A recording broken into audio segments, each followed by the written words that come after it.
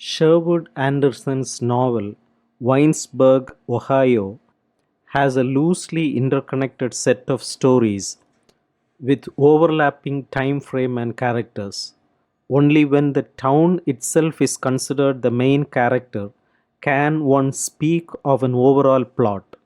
In this microplot, the traditional small town life of 19th century America comes to an end. Its hard but stable community is broken into the dynamic but impersonal atoms of 20th century American society. The historical macroplot is composed of 24 microplots centered on individual characters, the inhabitants of Winesburg. Some characters appear as supporting players in more than one story, and one figure appears in several. George Willard is a young reporter in Winesburg's newspaper office. Many characters are connected to George, and his departure at the end brings the whole phase of Winesburg's history to a close. Anderson prefaces his stories with a list of the tales and a chapter entitled The Book of the Grotesque. This chapter suggests that a grotesque character comes into being when a man or woman takes one of the many truths of life and pursues it obsessively. Anderson's stories illustrate, often in a few terse pages, how a character becomes trapped by his or her obsession with freedom, lost love, sex, innocence, age, power, money, or indecency. The first story, Hans, focuses on an oddball named Wing Biddlebaum, whose hands are always in motion. A friend of George Willard, he is about to tell the youth about his past when he breaks off in fright. Anderson's narrator, however, fills in the story. Once named Adolph Meyer, Wing was a teacher in a Pennsylvania town. Much beloved by his boys, he was tender with them in turn. One boy, however, fell in love with Adolph and recounted his fantasies as if they were facts. Branded a pervert, Adolph was beaten and chased away, barely escaping being lynched.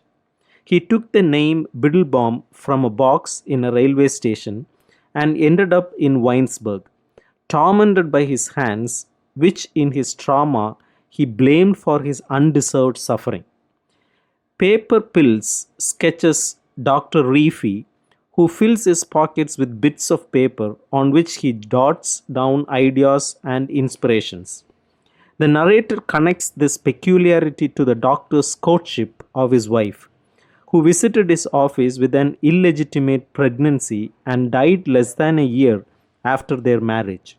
He did not condemn her, and his strange, thoughtful nature, represented by the wads of paper, made her love him. The story Mother reveals the family background of George Willard. His mother Elizabeth, disappointed with her life, has come to despise her husband Tom. Her love for her son is mixed, with an anxious hope to be fulfilled through him. George tells his mother that he wants to leave Winesburg, a wish he will eventually carry out after her death. The philosopher presents the shabby, idle doctor, Dr. Parsival. The doctor tells young George about his family. The doctor's father was insane and died in an asylum. His brother was run over by a train when drunk.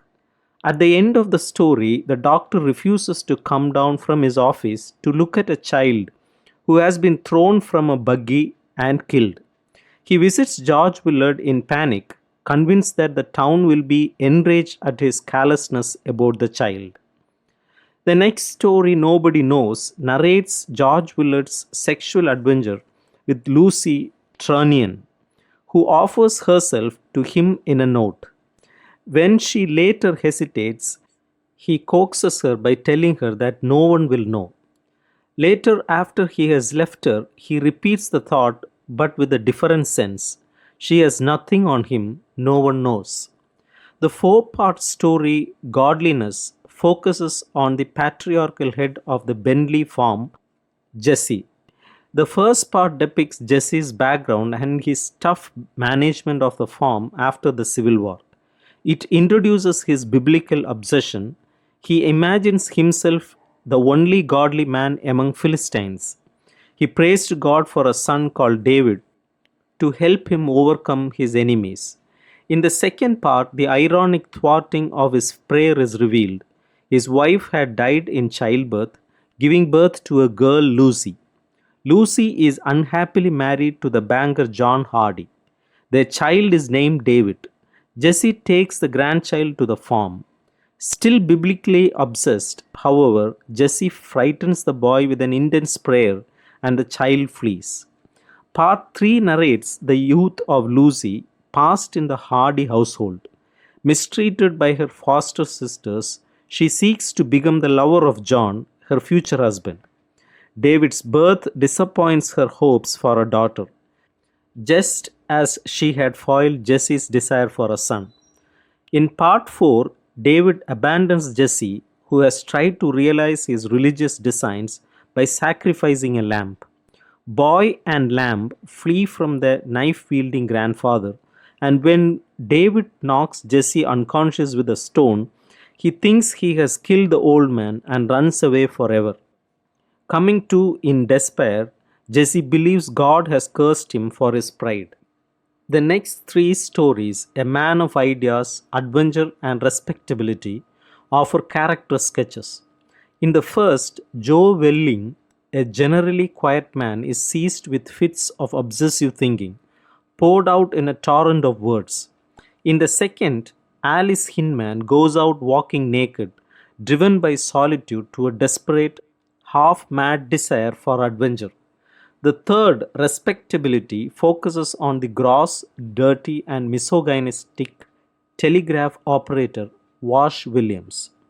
The Thinker introduces Seth Richmond, George Willard's friend and a failed candidate for the love of Helen White, who figures in several stories.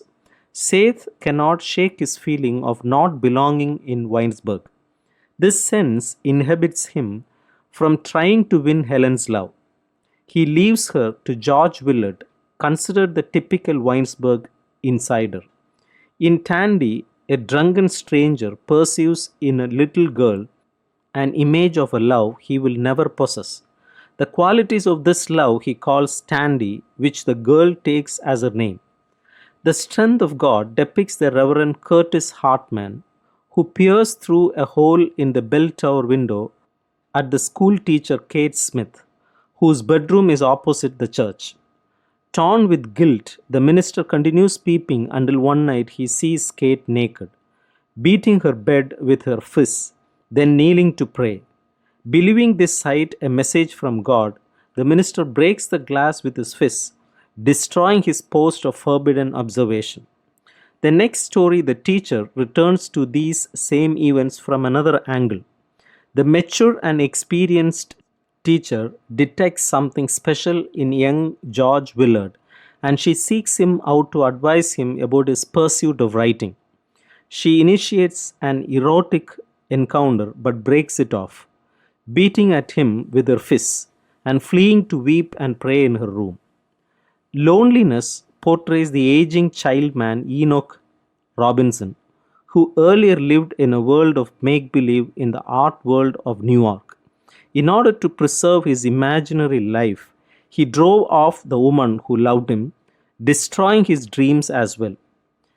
In the story An Awakening, George Willard is seduced by Belle Carpenter to make her real love Ed Hand by jealous, yet deflates George's pride by breaking in on them, knocking George around and leaving with Belle.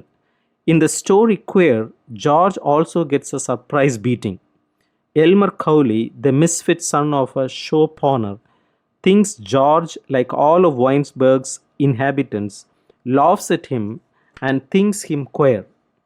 Before fleeing Winesburg on the train, Elmer calls George to the platform, tries to speak his mind, and when unable, beats George half unconscious. In The Untold Lie, a middle-aged farm worker, Ray Pearson, is asked by his younger friend Hal Winters What to do about a woman Hall has made pregnant. Ray wants to advise him not to throw away his freedom as he himself did in marrying, but he holds his tongue, realizing that anything he said would only be a lie. A quiet boy, Tom Foster is the central figure of the story Drink. One night, the boy gets drunk and visits George. Tom tells George that he drank to understand something and that he has learned from it, comparing it to how he imagines making love must be. The last three stories conclude George's life in Winesburg. Death describes the circumstances of George's mother's death, including her passionate encounter with Dr. Reefy late in her life and the stash of money that will allow George to escape the town that made her suffer. Sophistication depicts a brief moment of silent understanding between Helen White, back from college, and George, who will soon leave for good. Departure presents the town's send off of George. Winesburg fades from view as the train pulls away, changed to nothing more than a ground on which to paint the dreams of his manhood.